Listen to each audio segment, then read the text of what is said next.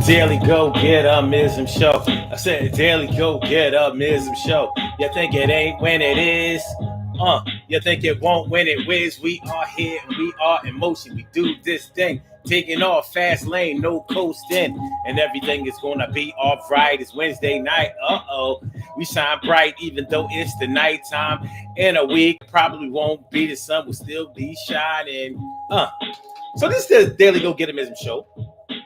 Tonight we're talking about things that can send you back to counseling. You know, we all have triggers, man. You know, people out here have triggers. They have some things that can send you back into darkness if you have seen the light, so to speak. They can get you back on the therapist couch.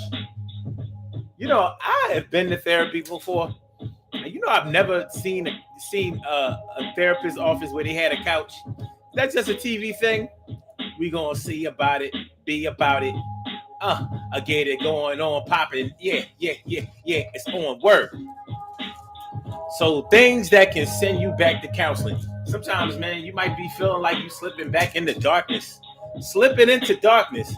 You know, if you've had some psychological disorders, mental disorders, emotional disorders, you know, if you suffer from any type of depression, bipolar disorder, basically being sad, all crazy, or whatever. Certain things can go on in your life that may feel like they're pulling you back down to that state. But if you are conscious about it pulling you down to that state, are you really in that state? Well, that's what we're going to take a look into for this next few minutes. So let's get into it. Urban Therapy with Sun 752, and this your daily the Daily Go Get Mism Show. We do this every single day, every day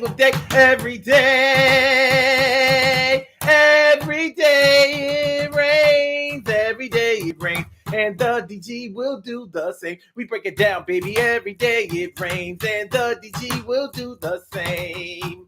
Every day it rains, and the DG will do the same. Every day it rains, and the DG will do the same. Every day it rains, and the DG will do the same. I'm your host, Sun 752. AKA Omar with the and if you can't say Omar with the whether you just say Omar with the R, this is the Daily Go Get a Business Show all up in your area. I'm feeling like a real man should, and I hope y'all feeling like real men and women should also. So this is what we're doing tonight. We're talking about the things that can send you back to counseling. Listen,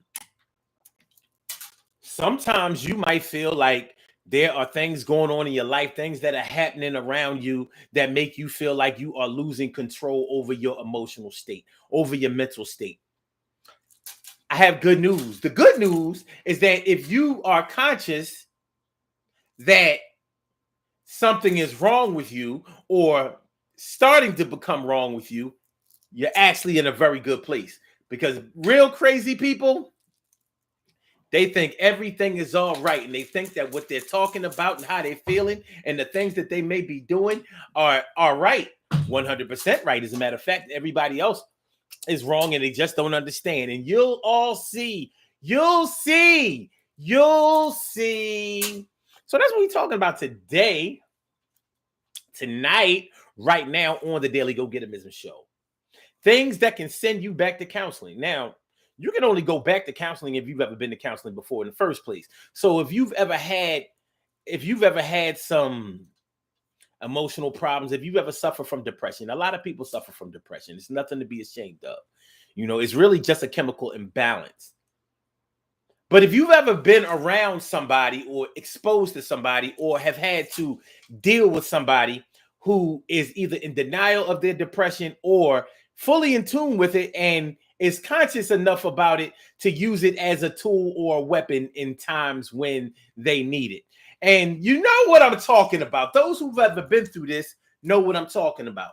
If you've ever known somebody who was slick enough, who was cunning enough, who was on that bullshit enough to use their diagnosis of depression to explain all of the bullshit that they do on purpose that don't have nothing to do with their depression.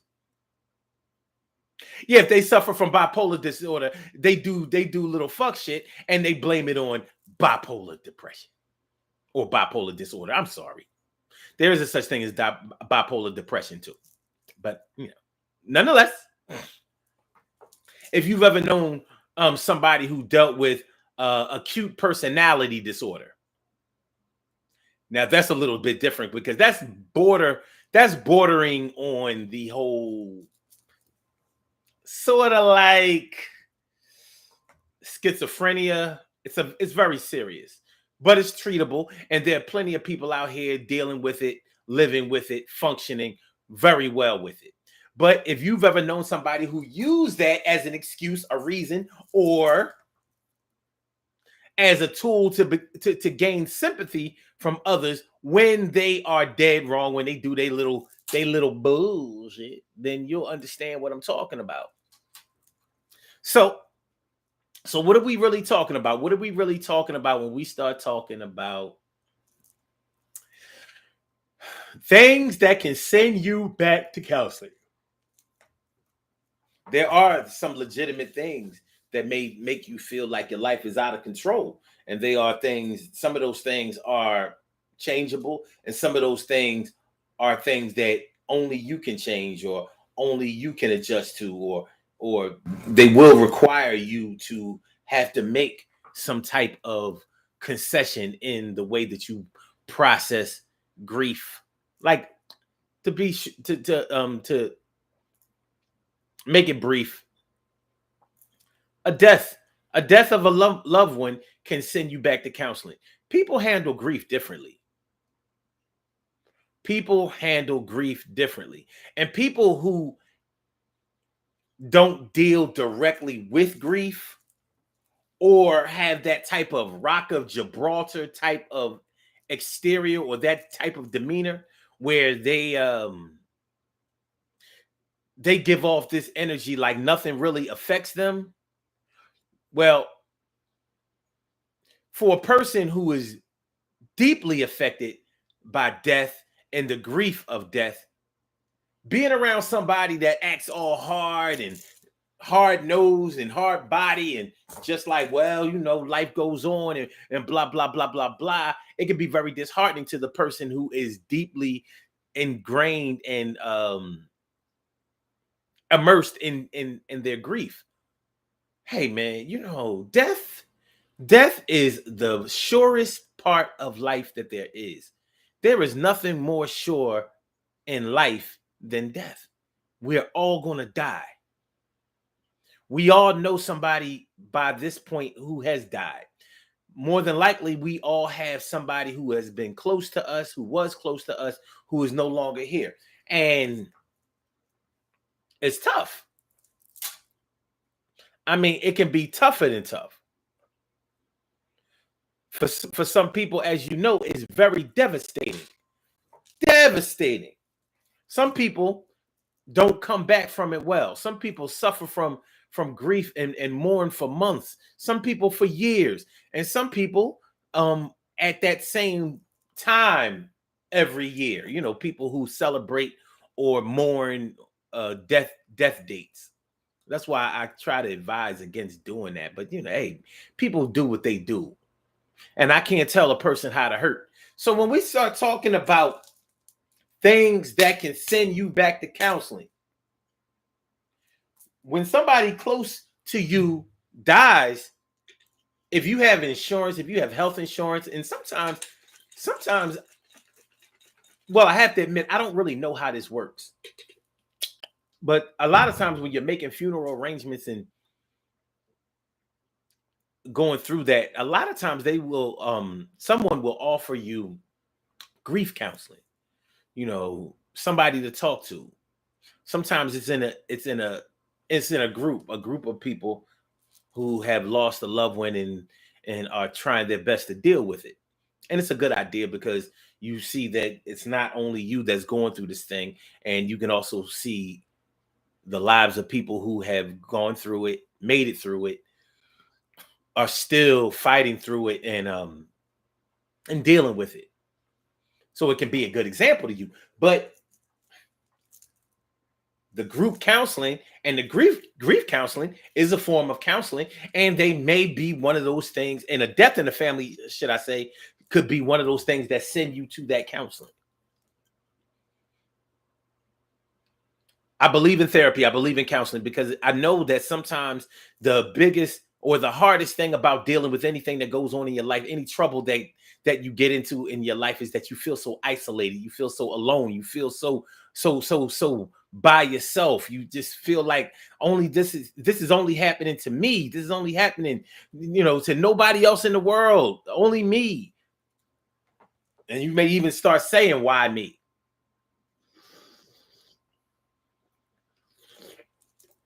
Things that can send you back to counseling. A death may send you back to counseling. A breakup, a divorce may send you back to counseling. There are plenty of people who get married who really believe that it's going to be from death to us. Till death do us part. There are plenty of people who believe that, and they practice that, and they really wanted it to be that way, regardless of how challenging, how toxic, how crazy, how abusive, how unhealthy the arrangement may have been, the marriage. But they were taught, they were raised, they were groomed, they were conditioned. They believed that you only get married once, and it's till death do us part. So whatever problems that incur in the marriage, we will work them out, and we will live together, and we will die together. And the only way that we will seek out somebody else to marry or even to be with is if one of us passes.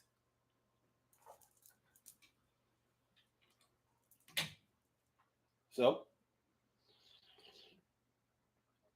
when you hold such a strong belief in something like that and it doesn't work out, yeah, it can really mess with you, and it might be one of those triggers. It might be the thing that triggers you to have to go back to counseling.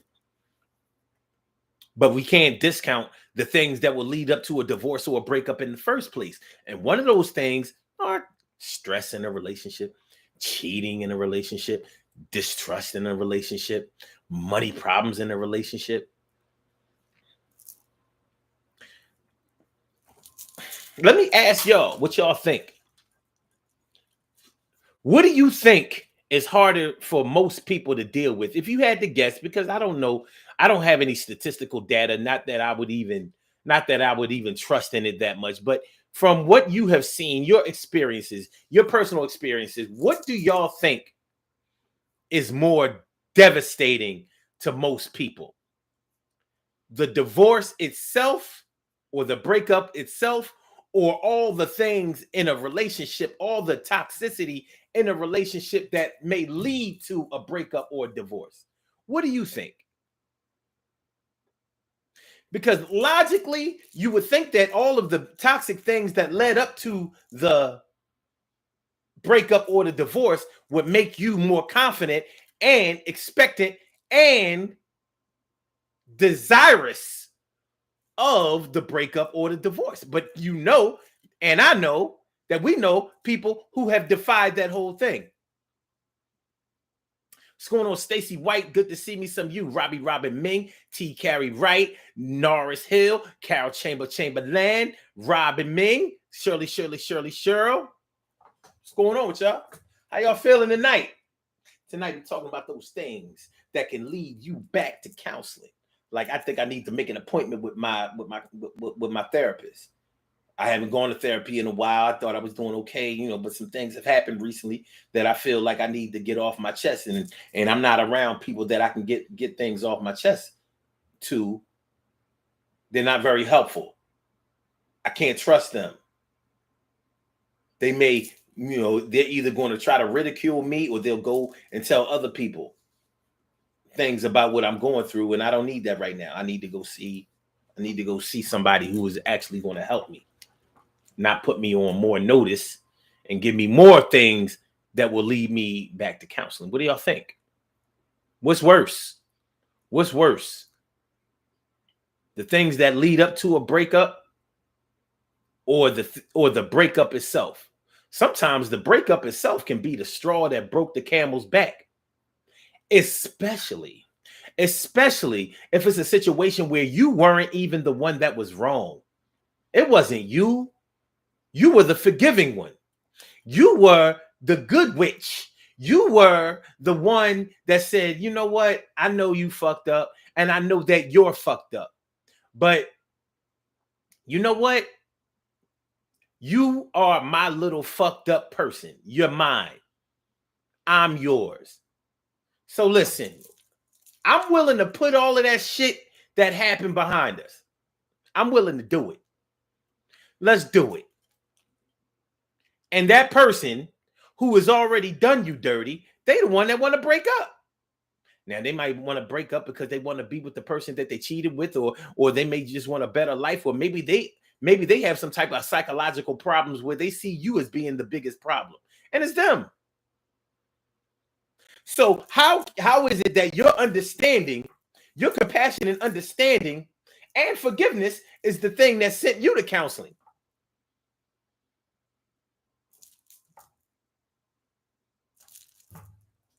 How is that?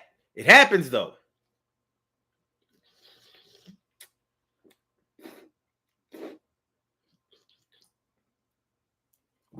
You are the good guy in the relationship, and you got the ass to kiss.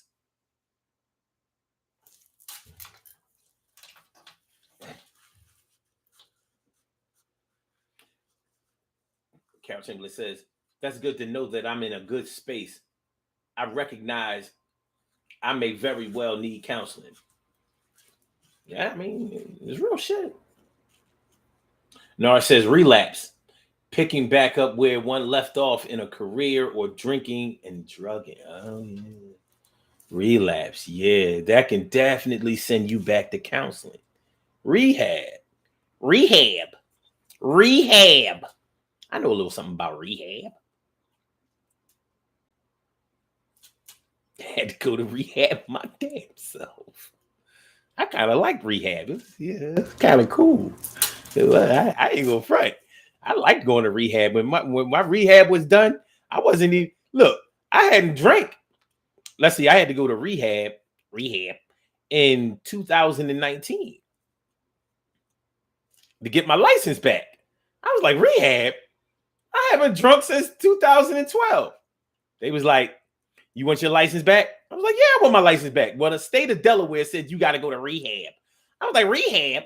They said, yeah, and you got to do 16 hours of rehab. I was like, 16 hours? That's 4 months. I need my license now. They was like, you can get it back after 4 months or 16 hours of rehab. Now, it can take longer than 6 months if you don't go 16 weeks straight. It's up to you. So here I was in rehab. I was enjoying it. I was like, yo, this shit is different when you're not actually battling the problem.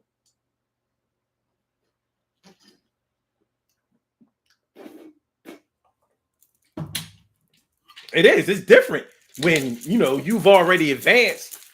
So you ain't coming in there fighting the urge to smoke a joint, sniff the blow, bang the dope, take the pills, guzzle the drink. It's different. But I was liking it. The therapist made me the co-therapist. She's like, look, I was giving them all my show material in the counter. I was digging it. My time was up. I was like, I want my license back, but I can't just keep coming. Like, what's up? Anyway, let me see what else y'all saying. Robbie Ming says, my people know when something is wrong with them mentally. Yeah. Oh, you said most people. Shit. I don't know. It depends. It really depends. Some people have to get reminded. Some people have to seriously get reminded. Oh, Carol says, Robin, yes, they do. They just don't always acknowledge it and seek help. Robbie says, there are times when I get depressed and crying, but I know when it's time to talk to my therapist and psychiatrist. Sometimes I feel good, and other times I just want to be alone. You know what? I don't have no problem with wanting to be alone. Sometimes being alone is fun. You know what I'm saying? It gives you a chance to process your thoughts. And I know that because I spend a lot of time alone. You know, sometimes I need that shit. But there are times when being alone can lead you to thinking about things in a negative way, and there's nobody there to say, "Yo, you tripping." That it's not like that.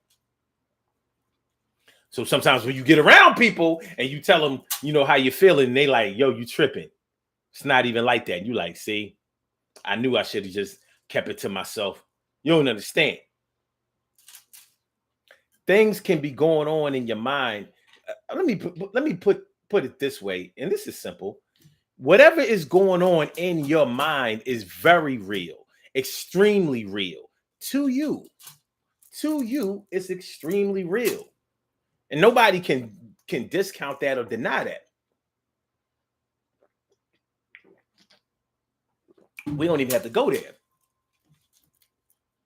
Bobby says, I don't like to go to funerals because it brings back memories. Yeah, I understand that. I understand.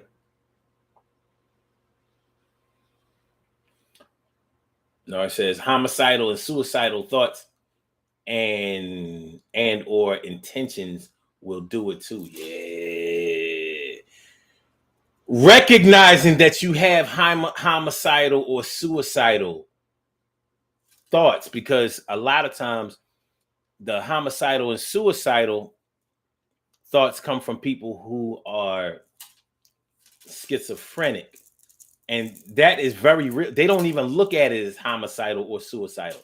They may look at it like, no, I'm following God's work, or this is what the devil is telling me, or there's some force that's telling me that I have to do this, and this is the right thing to do. So yeah, that's a little iffy.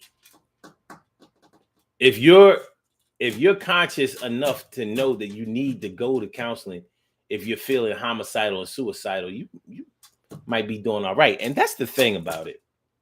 Being in control of what you're thinking. Holding on. Sometimes we are not conscious of the fact that we are conscious.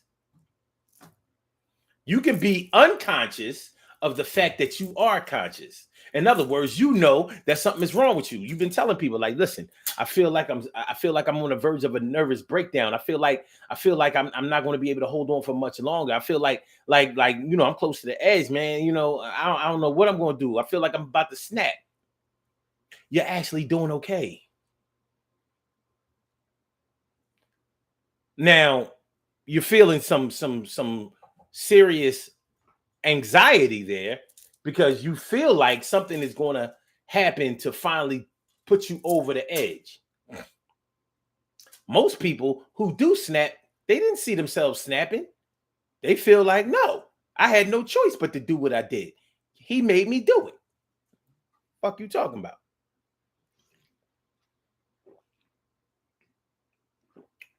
What you mean?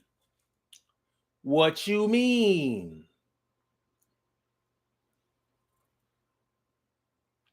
Stacey White says, my mother's birthday is coming up April 14th, and that's hard for me. You probably heard me talk about that or this different times on the show, Stacey, but try not to let it get you down to the point where you're constant, where the only thing that you're concentrating on is the fact that she's not here with you and for you anymore. So, always remember that she is here in spirit. She's here and you can talk to her in spirit. Whereas when she was here in this world, she had to be on the phone or right in front of you in order for you to talk to her. Now that she's universal, now that she's heavenly, she can hear you every time that you speak. So you can talk to her and let her spirit guide you the way her physical spirit used to guide you when she was here. So before, when she was here, maybe you followed her advice. Now you can follow her spirit. That's not always the easiest way to look at it, because sometimes we want the physical part back. Of course, we want to see them, to be able to touch them, to hear their voice, to feel their warmth, to have a hug, whisper in their ear, whatever the case, whatever it is, hold their hand. So that's what makes it really tough. And I understand that because I lost my dad last year, and I experienced this a lot. I miss him like crazy, but I have to resign to the fact that he's here and he can hear me. And I honestly feel like he has made things better for me. It don't stop me from getting choked up about him, but it's comforting. Let me tell y'all this. About my dad. See, he was a regular part of my prayers at night. So, before I go to sleep every night, I pray. And it's funny because I've done this since I was a kid. I prayed every night for all of my loved ones. So I used to have a separate prayer for my mom and my dad, and it says, please bless my mom and my dad. Please keep them safe from sickness and harm. Please give them zest for life, and may they live long. So now I've had to change that around, and it's a little tough. It's a little tough because I can't pray for him to be healthy and not sick. He can't get sick anymore. He doesn't have to worry about health anymore. He doesn't have a body. So now what I have to say is, please bless my mom and my dad, because I still bless my dad. Or ask for a blessing for him. So it's please bless my mom and my dad. Please keep her safe from sickness and harm. Please give her zest for life and may she live long. Now I ask for God to bless his soul and bless wherever he is in his universal transition and placement. So wherever he is, if he's in heaven, if there is no heaven and there's just another place that we go, wherever you go in the afterlife, I ask for him to be blessed in that, and for his spirit that he has left in this world to be blessed, because he still lives on in the hearts and minds of many people here. So I don't know if that helps you out, Stace, but it has helped me a little bit, So, you can give that a try. Or honestly, if you really feel like it gets really hard for you sometimes, even with your mom's birthday coming up and all that kind of stuff, don't ever be ashamed to seek out counseling. Because nothing to be ashamed of. There are way more people who don't seek it, who need it, and don't get it, and running around here getting on people's nerves and acting all crazy and alienating themselves from people, or getting around people who are exactly the same as them, and here they are practicing all of this destructive behavior. I'm sorry. Robin Ming says, when you have suicidal thoughts, you better run to a mental institution. Shit.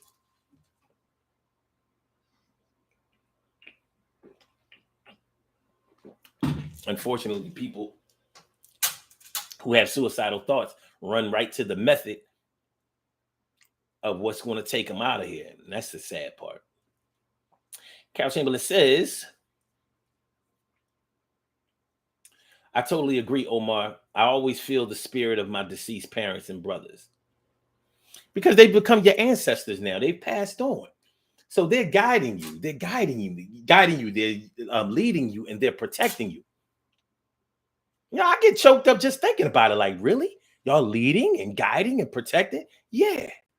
So when you're driving out there in traffic and you almost get into an accident and you don't,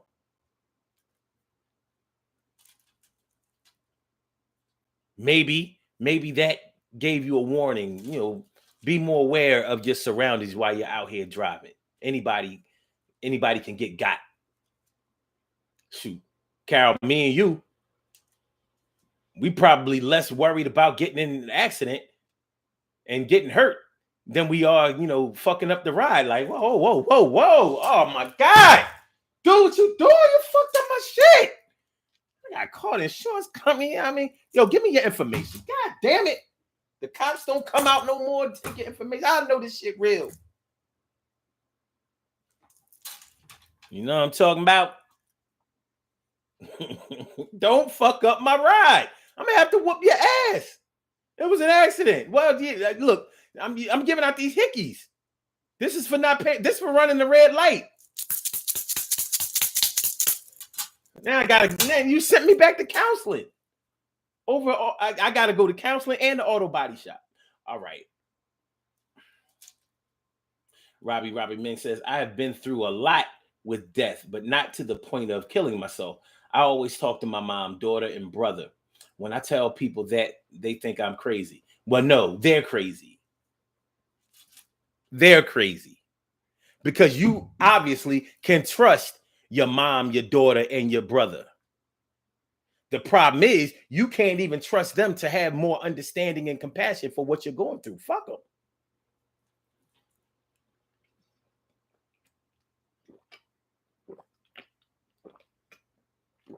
For now, fuck them.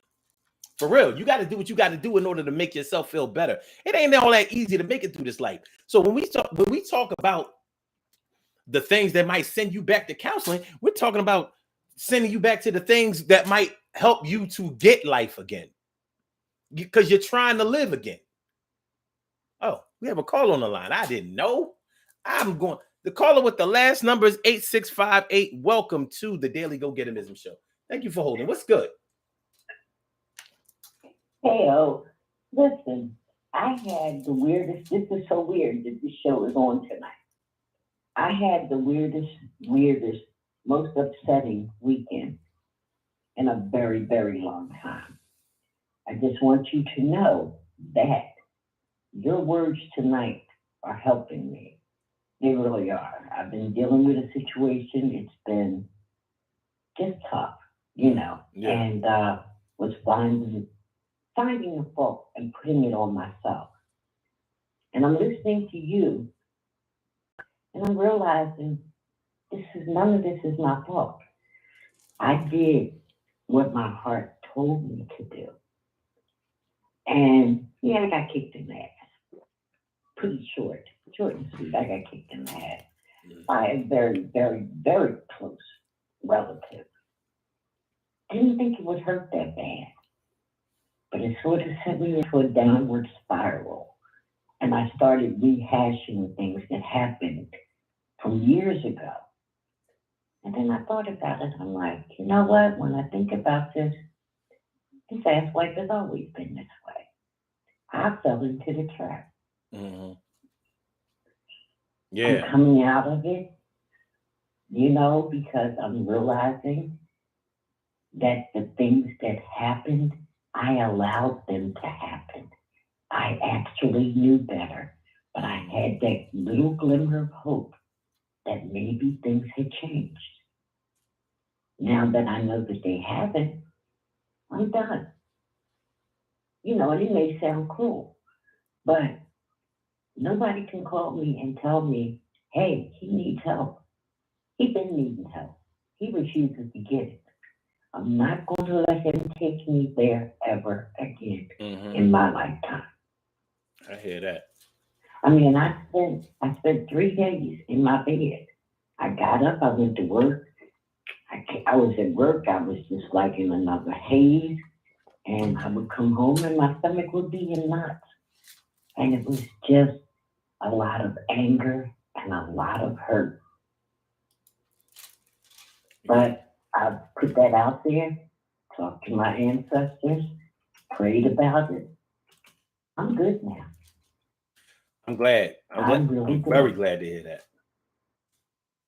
Yeah, it's You know, I thought I was gonna have to call. I thought I was gonna have to call Dr. Cooper's son. Yo, you got an appointment? mm-hmm. Don't want to spend that money. It's real shit though, because you know you know what, you made me think about something that somehow I forgot to mention on the show. Anger. You know, there are people that you can be around that make you angry, and anger is a trigger. You know, being around somebody that makes you want to be violent towards them, or tear some shit up or whatever. You know, that's not a good look. And it is something, and you may not be an angry person, but you can get around a person who makes you an angry person around them. You know, so they may be the trigger. They may be the antagonist that makes you, you know, seem grumpy and condescending and sarcastic and sometimes just straight up disrespectful and and dismissive to people. Yeah, well, you know. You know, I was so angry. I was so angry that I went to the petty betty mode. I'm serious. This ninja took me to a place I have not been in a long time. And this is my brother. I wanted to go to him. I promised his son I wouldn't go near him because I was that angry. And I made a promise to my nephew, you know, I'm just not going to go there. But I wanted to go to him and say, you're not my brother. I want my mother's picture back. Take a look at this face. Look real hard because you'll never see it again. Not in this lifetime. And that's how I felt. That's how I wanted to end things with him. But then reality kicked in. He only kicked me in my ass because I allowed him to kick me in my ass. I opened myself up for that. Mm. I can't blame him. People are opportunists. Mm. They see an opportunity, they're going to use it. Maybe that doesn't make sense, but it made me feel better. Now, exactly how does that work? They act like a fool, but you're held accountable for allowing them to allow you to feel some type of way about it. Is that fair? Well, it's not fair, but life ain't fair. If life was fair, this whole situation would have never come about. Mm. It would have went the way that everyone was expecting it to go, and everything would have been hunky-dory. Now, you know, yeah, life is known to throw you them curveballs. Okay, so they say that we can't control what people do, but we can control how we react to it, right? But right. Controlling how we react to it doesn't necessarily mean that we can control how we feel about it. And sometimes, exactly. So I don't know. Sometimes I feel like the way that we feel about something is in bigger control or more control of how we will react than nothing else. You know, I was online today, right? And you know, sometimes sometimes a post online on social media can just have you like, look at this bullshit. You know, like you're in a bad place when a post make you mad. You know what I mean? But there was this post. Yeah. This wasn't a big deal. You know, this was a small thing. But I saw this post online, and remember that movie Sparkle? The original movie Sparkle. Mm-hmm. Yeah. So he had a picture of the cast on Sparkle, and he said, This was the corny one, the corny first one. So I'm like, the corny one, the original. How can the original be corny? So I had to write it off as one of those things that people post just to get attention. But in his mind, he might have actually believed that the second sparkle was better than the first sparkle. You know, there are people who consider the first version, I mean, the Boys to Men version of So Hard to Say Goodbye to Yesterday to be better than the first version. And I'm like, they did a good job with it, but you can never touch the original. That thing was, you know how many graduations have played that song since? They ain't played the Boys to Men version. Yeah. You know, Yeah. so You know, but it's all about opinions. well, I realized when I saw the post, I realized that the reason it was a trigger for me was because I saw the movie Sparkle when I was 6 years old. And these girls that used to live on my street moved. They moved over to all right. We lived in Pulaski Town. We lived on Bringhurst Street. They moved across Germantown Avenue over there, like around Shelton and I want to say Shelton and Morton around there. They moved in that area. They came and got me. They came and got me. I was a popular little kid. They came and got me one weekend and took me to the Bandbox. The Bandbox was the local movie theater around there on Armat Street, right below Germantown Avenue. And we saw Sparkle. So, you know, at 6 years old, I didn't really understand what was going on with Sparkle, but I did understand that music. 90 seconds. And so that movie will always have a special place in my heart because my older teenage friends came and got me and took me to see that movie in 1976. You understand what I'm saying? So for me, Sparkle meant more. So when I got older and I watched the movie, I was like, yeah, this was a pretty good movie. 60 seconds. This John was all right. So to hear him say that the remake was better, I'm like, come on, man. But I realized that was me allowing him to trigger me. So I understand what you're talking about when you say that it was your fault for allowing that to happen. But I think that is reasonable. Yeah. I think that the way you felt was reasonable. Yeah, I do too. Like I said, you know, I did a lot of praying. I did a lot of soul searching. And I got flooded with memories. You know, things that I had put to the side. And I started thinking about it, and I said, you know, you really fell for the okie. 10 seconds. Because he's always been this way. Yeah. Always a very self-centered person. But I overlooked it because I thought he was in need. And I felt the need to reach out and do what I could do to help. It wasn't appreciated. Yeah. Now I know that will be the last time that I will reach out, excuse me, and try to help.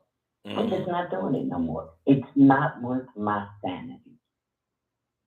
And yes, he is my brother. I will always love him, but I will never, ever attempt to help him again. I really won't. And that's sad to say. But I will not allow anybody to take me there again, where I am physically sick. It wasn't nothing but God that got me up every morning, made me go to work, and not wallow in self-pity. I ain't got time for that. I got things to do, places to go, people to see. You know, I do have some family that does appreciate me. You're just that knucklehead that doesn't. Mm-hmm. It's your loss. It's Yeah. your loss. And again, being the baby of a family, I shouldn't have to be the one to hold this shit together. Mm-hmm. So I've made a conscious effort. I'm no longer holding nothing together but my immediate family. I don't give a damn about the rest of y'all. Mm-hmm. And we're fine. I hear you. You will never get the opportunity to hurt me that deeply again. I can dig it. You know, that was it. I just had to get that out there. Well, no, I appreciate it. I gotta get on the body here, but I appreciate you calling in and sharing that because I mean, listen, we all get this every now and then. So I mean, here's what it is. Something just like you said, something compelled me to talk about this tonight, and maybe it was the right time for the right people. And so I hope that it got there. Simple as that. It did. It definitely hit home for me, and I appreciate it. All right. I needed to hear that. That's what's up. You have a good night. You too. All right. Bye-bye. Pleasure as usual. Pleasure as usual. All right, y'all. We have some birthday shout outs to do. Some people were born today on this glorious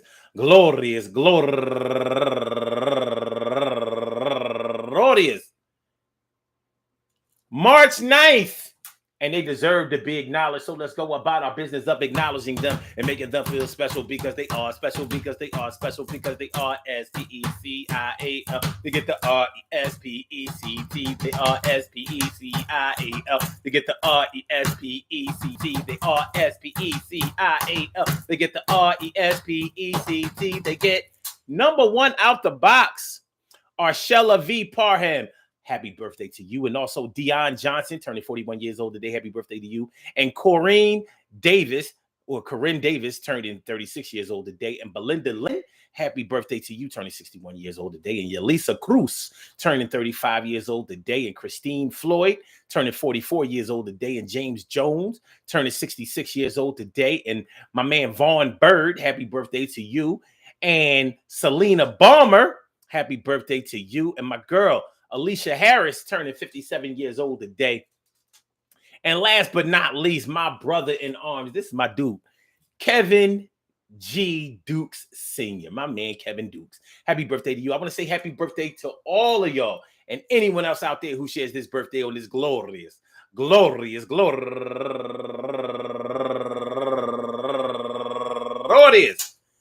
March 9th, anywhere out there in the world, worldwide, internationally, and universally. All of y'all go ahead and turn up. But don't turn up too loud. Just turn up loud enough so everybody can hear you. Rock out, rock on and do the damn, rock out. Rock on, do the damn, rock out. Rock on and do the damn thing. You do your thing, y'all. Represent the queens and kings. You do your thing, y'all. Represent the queens and kings. Good things happen to those who wait. Great things happen to those who grind, and anything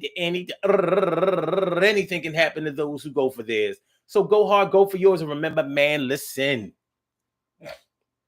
There are things that can send you back to counseling, and they can only send you back to counseling if you've ever been to counseling in the first place. And if you've ever been to counseling in the first place, then you know that there are things that can trigger the initial reason that you had to go. If you have gone, and if you have to go back, remember that that's a good place to be because you are doing whatever is necessary in order to get in control of your emotions and your actions. And that can't be a bad thing or anything to be embarrassed about. I want to say peace to all my day ones, my everydays, and my brand news. I love y'all to death, resuscitate y'all, and love y'all back to life. All y'all need counseling. All y'all need therapy. I need it. You need it. We all need it at one time or another, whether your sister or brother. And if you bring somebody along that can help, you can help and sing the song, well, it's gonna be okay. And I talk about that in this way because I know that the stress can build and pile on. And you know, sometimes you feel you're gone and you can't come back, and you gotta know what to do and how to act. And I and you and we're through. but we keep going. All right. So with that being said, make sure y'all hit that like button, y'all. Make sure that y'all share the show. Make sure that y'all subscribe to the channel if you haven't subscribed to the channel yet. I hope y'all enjoy listening to the show as much as I enjoy broadcasting it. We will be back tomorrow night for another installment, another show of the Daily Go Get Mism show. So with that being said, for my blog talkers, I'ma holler back. You know how we are and when we do that. Thank you for using Blog Talk Radio. Goodbye. And for my Instagrammers, Fire Slam Majamma, thanks for coming on through and let me exercise my grammar. And for my YouTubers, you know just how we do, but thanks for coming on through. See you on the other side, my boobers. And peace.